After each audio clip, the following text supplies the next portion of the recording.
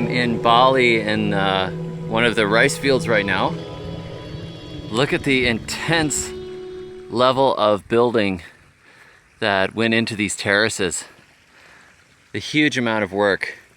As you can see, there's actually water that runs into these different ones, and it's all very highly regulated. There's, each tribe, they set their own rules. They have their own water governing laws.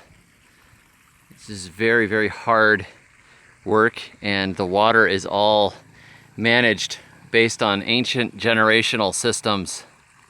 This area is predominantly Hindu, and a lot of the water regulations are tied into the religion as well, and the way things are done.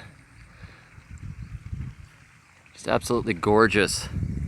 We're talking generations of knowledge here that have gone into this method of agriculture.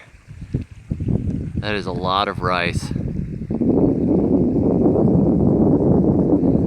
really overwhelmed to actually be standing in the middle right now, because I've seen photos of this agriculture and studied it to a small extent, and to actually be standing here in the middle of it is it's pretty astounding. I'm glad I can kind of bring you guys with me.